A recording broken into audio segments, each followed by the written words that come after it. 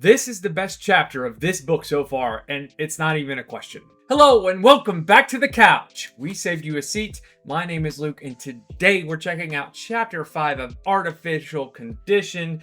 Yep, this is the 5th chapter of the 2nd book of the Murderbot Diaries. If you'd like to follow along, in the description there's a link to Amazon. You can buy the book. If you already have the book and you still want to support the channel, buy anything else off using that link and it helps out. We also have memberships that you can join. There's nothing to gain really except for it supports the channel, and I think it's only $2 a month, so join if you want to. But we're going to jump in this chapter because it is the best chapter so far. This chapter was dope. This is my favorite chapter in the first 2 books, actually.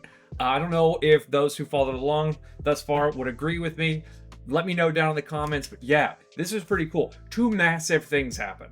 2 massive things happen, but there's other little stuff that happens. They're like, what is this? What intrigue? A lot of setup in this chapter. The 2 massive things that happen, big things. One, Lacey tries to kill our crew while they're taking the shuttle down to the moon, for sure. And it does like killware, which is the first time I've ever heard that. Of course, we've all heard malware, but killware, kind of like that phrase. It's kind of cool. Killware, they killware the bot that's on the ship, and Murderbot and Art have to take over super quickly in order to keep the shuttle from crashing, right? Because it's a civilian public shuttle. And you got to ask yourself, it's in the book, and I missed this detail first. And as I was reviewing it, I was like, oh, right. Lacey bought them a passage down to the moon. Of course this was going to happen, right? The other massive thing that happened that was huge is their little negotiation later on in this like mall food court area. That's the way I describe it in my head, is this like mall food court area. They're having the negotiation.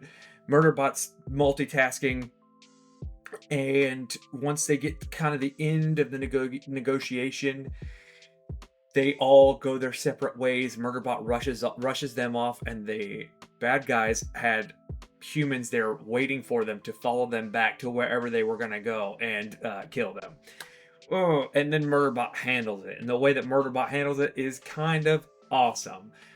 We really get 2 parts of Murderbot, which I kind of like. Polarizing.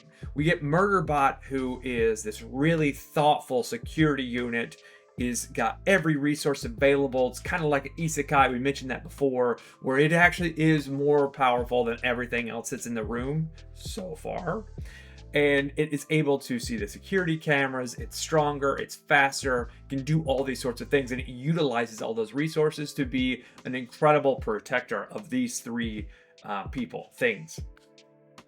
That whole section was just page turning. I was like, ho, because right in the middle of that section, they also discover where this what is it called, the Ganaka pit, this place where Murderbot is trying to find its history. It's trying to find some clues as to what happened to it in the past. And the way they discover it is pretty cool. Art is analyzing where all the notices were coming from.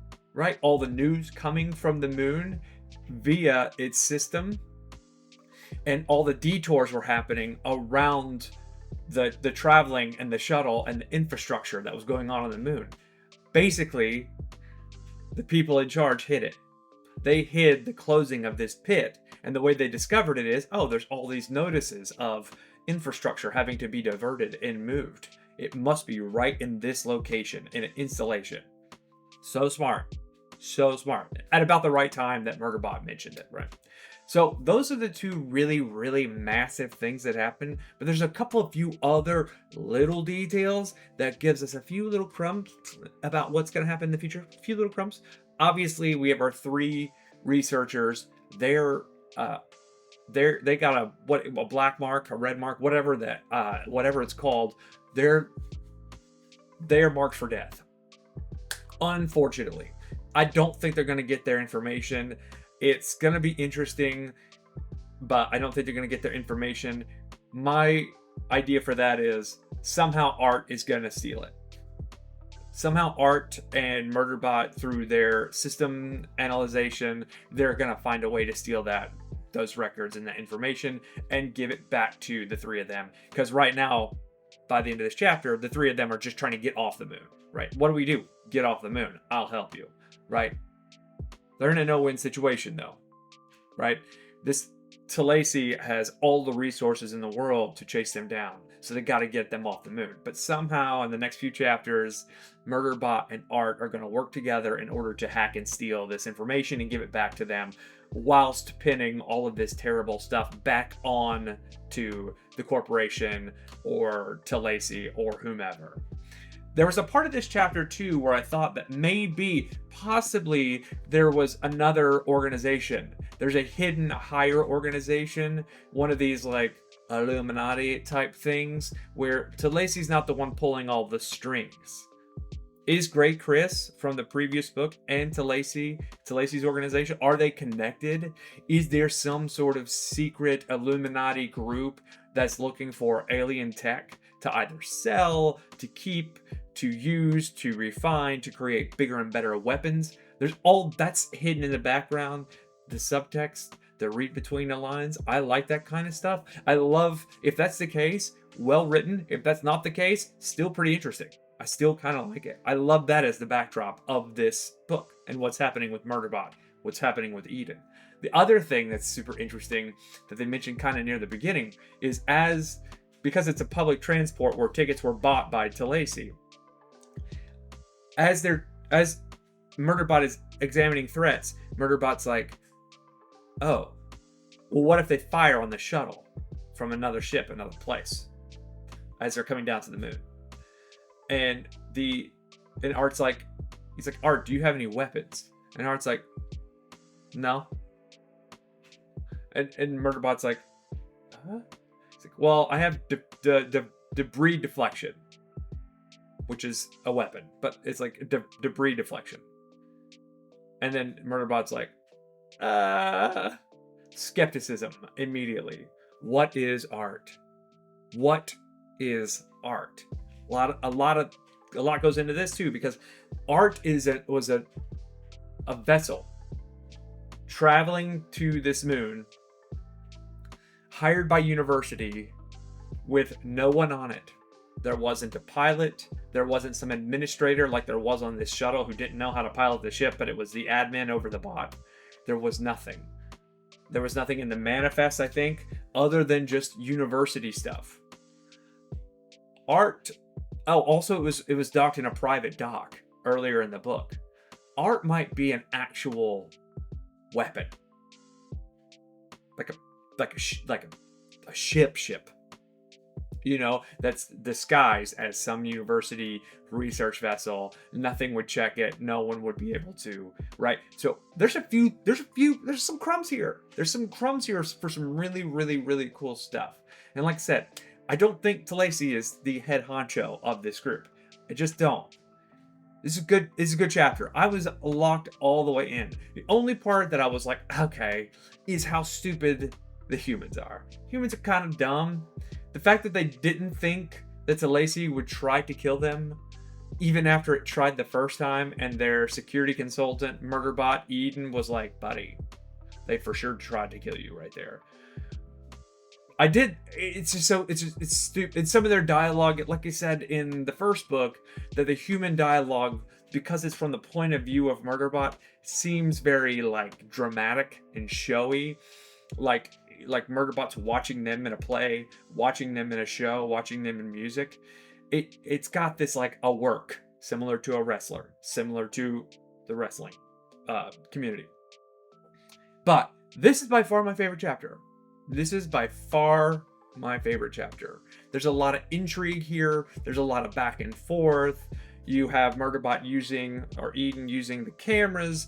You've got, I'm just going to call, you know what? I told you I was going to use Eden in the last chapter. I'm going to use Murderbot because Eden is too difficult and they don't even use Eden's name. So Murderbot uses the cameras. Murderbot incapacitates that group of people that attack those three dudes that attack our three crew members. Murderbot incapacitates them. Murderbot doesn't kill them. Right? Murderbot doesn't kill them.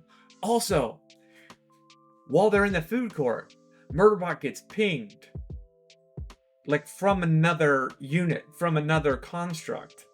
And Murderbot immediately is like, oh god, is that a sec unit? There shouldn't be a sec unit. This is public area. Sec units don't travel in public area. And then it looks around, Murderbot analyzes, uses the cameras, uses the feeds, and sees a sex bot in the back corner. What is a sex bot doing there? What's happening there? Does it belong to these two dudes in Lacey? Does it belong to somebody else? Is it masquerading as something else? Is it actually Art watching from afar? That would be cool. Art hijacked some sex bot and is walking around and covering Murderbot from behind. We don't know. We don't know. But that's definitely in there for a reason. Right? These books are too short. They're too small not to have that detail mean something. Maybe not in this book, maybe in the next one. We'll see. But yeah.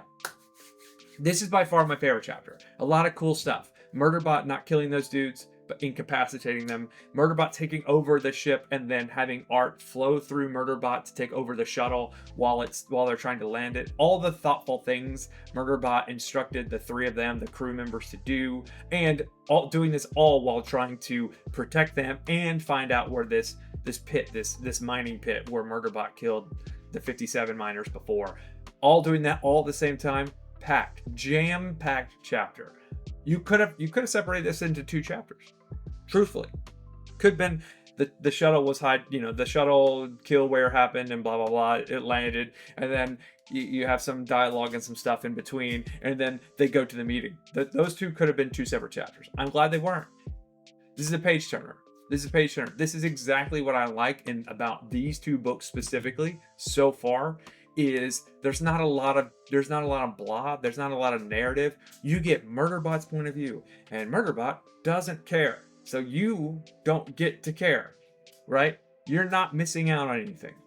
Everything is kind of mundane, and the way that Murderbot looks at the crew members and sees them as a work, sees them as kind of goofy, tells you that yeah, it's not that serious, which I like. Very thoughtful, super smart writing.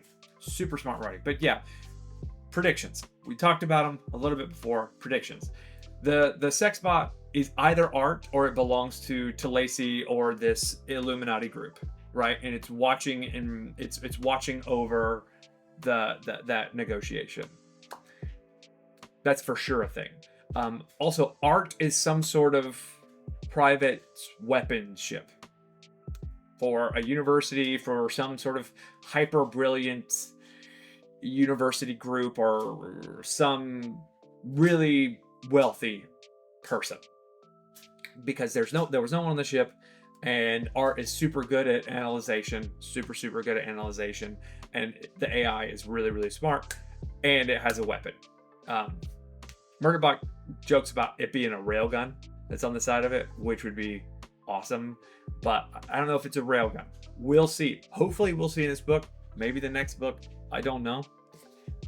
So those are my 2 largest predictions. Oh yeah, and my third is that Art and Murderbot are going to work together in order to somehow steal the information that the crew needs in order to continue their research, while somehow pinning the negativity that's happened on this mining colony on this group. Somehow. Some way.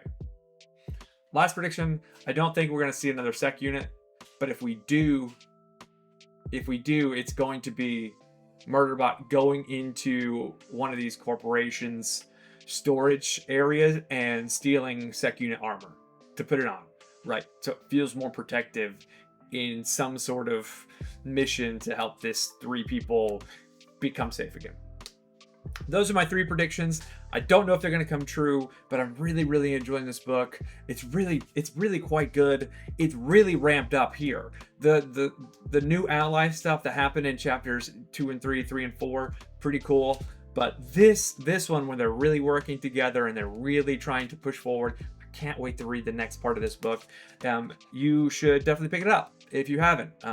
This is a cool series. It's a cool series, and I'm glad there's more books to go. If, like I said, if you want to follow along, there's a link in the Amazon. If you want to support the channel, we have memberships that I frankly forgot about until recently. And if you like this content, please like and subscribe and share. But I think that's all I've got. So until next time. Later, taters.